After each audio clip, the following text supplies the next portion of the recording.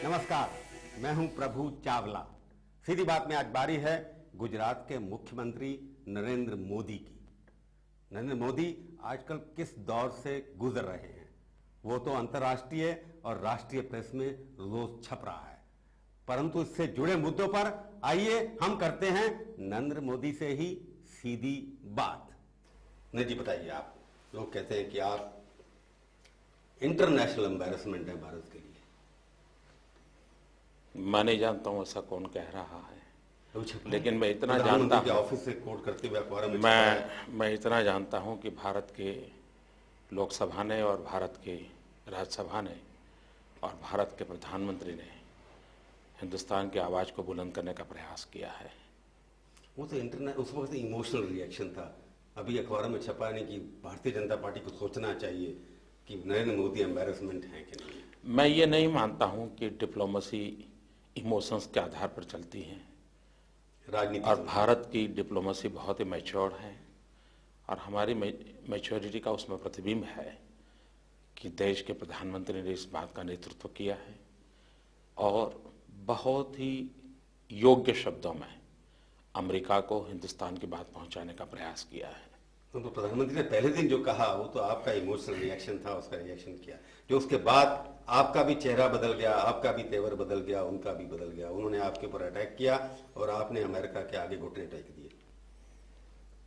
मैं नहीं मानता हूं कि मैं एक व्यक्ति के नाते अमेरिका के सामने घुटने टेकूं या अमेरिका को गले लगाऊं या अमेरिका से भिड़ जाऊं, ये कोई मुद्दे हैं। भिड़ तो गए थे आप, पहले दिन तो भिड़ ही गए थे आप। अभी भी मैं कहता हूं, मैंने हकीकतों को रखने का प्रयास किया है। मुझे व्यक्ति के नाते इन सारे विषयों को अपने साथ जोड़ने का कोई कारण नहीं। तो आपको लगता है ये जो वीजा रिजेक्ट किया आपका, ये तो नरेंद्र मोदी का व्यक्तिगत वीजा रिजेक्ट किया था ना, उससे देश का अपमान कहां से हो गया? नरेंद्र मोदी देश के बराबर हो गए। वीजा और no visa is not a matter. देखिए, हमारे राष्ट्रपति जी फखरुद्दीन अली अहमद एक बार विदेश गए थे, अंतर्राष्ट्रीय समारोह में गए थे, और उसके साथ जो व्यवहार हुआ था तुरंत भारत ने आवाज़ उठाई थी। ये बहुत स्वाभाविक है कि जब व्यक्ति इलेक्टेड ऑफिस में बैठता है तब वो एक इंस्टीट्यूट को रिप्रेजेंट करता है, वो सिर्फ व्यक्ति नहीं रहता है। और देश ने इसी रूप में, भारत की संसद ने इस बात को उठाया है और भारत के प्रधानमंत्री ने भी उठाया। आपके खिलाफ तो चार्ज ये है कि आपने धार्मिकता, इंटॉलरेंस इसको बोलते हैं, सहन नहीं कर सकते, सहन शक्ति नहीं है आप में, तो इसलिए धर्मों के खिलाफ आपने एक बीड़ा उठा लिया, इसलिए आपको वीजा दिया। बीजेपी के खिलाफ नहीं है। ये नरेंद्र मोदी का जो सोचना है, सोच है उसकी कि सब समुदाय बराबर नहीं है हिंदुस्तान के अंदर, ये आपकी सजा है। हिंदुस्तान की इस महान संस्कृति की विरासत ही है दुनिया में, जो कहती हैं एकम सत विप्राह बहुधा वदंती, सर्वधर्म समान है, ये संकल्पना इसी देश में है। जो गुजरात में हुआ 3 साल पहले, लगता है आप उसको जस्टिफाई अभी भी कर रहे हैं। आपको कोई दुख नहीं है? मैंने उस विषय की चर्चा नहीं की है। मैंने उस दिन संबंध में आपको वीजा देना, गोधरा में जो हुआ वो भी गलत था, गोधरा के बाद हुआ वो भी गलत था। ये हम लगातार कहते आए हैं और हम साफ साफ कहते हैं, गोधरा ना हुआ होता तो बाद में कुछ नहीं होना था। हम लगातार कहते आए हैं कि किसी भी सभ्य समाज में ऐसी घटनाएं शोभा नहीं देती। अभी आप मानने के लिए तैयार हैं कि जो गोधरा में हुआ और गोधरा के बाद जो हुआ वो गलत था, शर्मनाक था, उसके लिए आपको दुख है? मैंने तब भी कहा था, आज भी कह रहा हूं, हमेशा कहता रहूंगा, किसी भी सभ्य समाज में ऐसी घटनाएं शोभा नहीं देती हैं।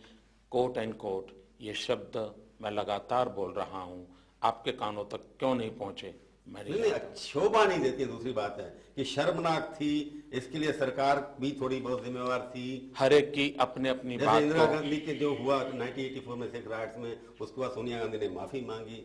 आपको लगता नहीं कि आपको अब समय आ गया है घाव भरने का, आप भी माफी मांग लें? पहली बात है, किसी भी बात को कैसे अभिव्यक्त करना, हर एक के अपना अपने शब्दों का चयन होता है, और मैं समझता हूँ मुझे जो शब्द ईश्वर ने सुझाए हैं उन शब्दों के माध्यम से मैं अपनी भावनाओं को अभिव्यक्त करता तो आप कहते नहीं होना चाहिए। अब ये नहीं कह रहे कि शर्मनाक था, उसके लिए मुझे दुख है। इसके लिए देश के बहुत अखबार हैं, बहुत एडिटोरियल्स हैं, उन सबके पास समय भी तो है, उसका एनालिसिस होता रहता है, होने दीजिए। एडिटोरियल अखबारों जो कहें वो ठीक है, आप नहीं मानते उनकी बात? मैंने साफ शब्दों में कहा, quote and quote, again I repeat, किसी भी सभ्य समाज में ऐसी घटनाएं शोभा नहीं देती है। तो इसके लिए आपको दुख नहीं है ना, अब मानने के लिए तैयार नहीं है आज की? ये निर्णय आप मत कीजिए, मैं आपसे ये पूछ रहा हूं। निर्णय आप मत कीजिए, ये निर्णय आप मत कीजिए।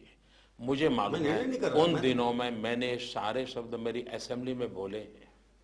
नहीं, मैं तो रिपीट करने का एक बार याद मैं वही कहता हूं, हमारी याददाश्त कमजोर वही हो। कहता आप हूं, पॉलिटिशियन की याददाश्त तो अच्छी होती है वही ना, कहता रोज हूं, बदल देते हैं अपने बयान। ये सारे शब्द मैं असेंबली में फ्लोर पर जहां जरूरत थी आप कह उस चुके हैं, फॉर्म में शर्मनाक था, ये मुझे दुखदायी था। हर एक के शब्द अपने अपने होते हैं। नहीं, आपने कहा ये शब्द, मैं तो मुझे कोई आवश्यक नहीं है